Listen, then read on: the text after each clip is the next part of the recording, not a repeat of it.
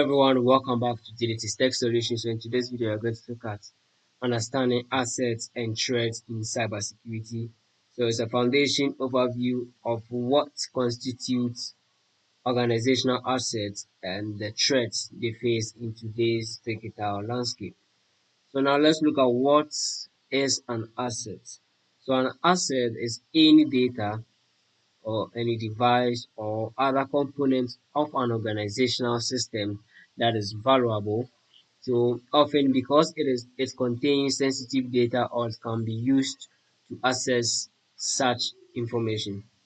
So in all, it forms the foundation of what organizations must protect through their security programs. So looking at some common types of assets, you know, for the hardware asset, an employee's desktop computer,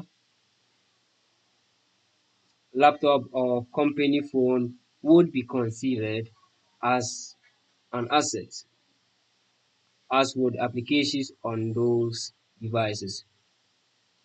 So, likewise, critical infrastructure or infrastructure assets, such as servers and support systems, we also classify them or categorize them under assets.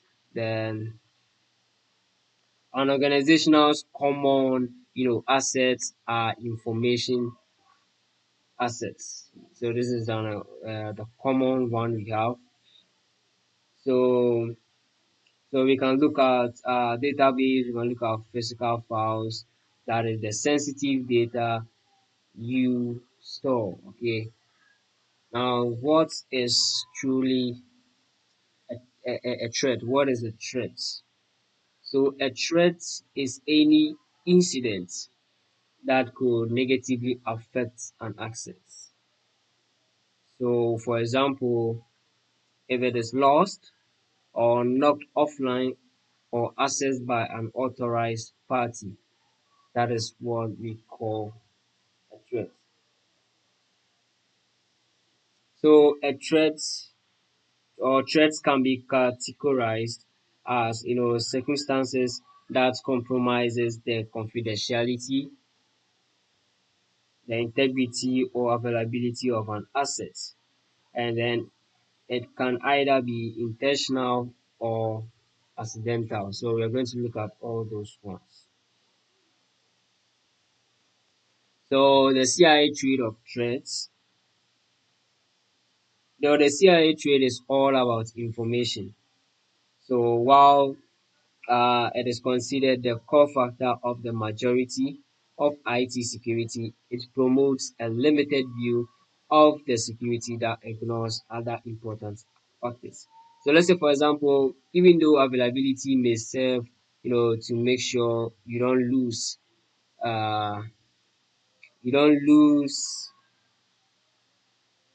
access to, resources needed to provide information when it is needed. Thinking about information security in itself, it doesn't guarantee that someone else hasn't used your hardware resources without authorization. So it is so much important to understand what the CIA trade is, how it is used to plan and also to implement a quality security policy while understanding the various principles behind it. So it is also important to understand the limitations it presents. When you are informed, you can utilize the CIA trade for what it has to offer and avoid the consequences that may come along by not understanding it. Alright, so looking at the confidentiality, that stands for the C standing for confidentiality. So threats that compromises the secrecy of information, allowing unauthorized access to sensitive data. Then looking at the I, which stands for integrity, which threats that alter or corrupt data, compromising the accuracy and trustworthiness. And the A, which stands for the availability, as threats that prevent legitimate users from accessing systems or data when needed.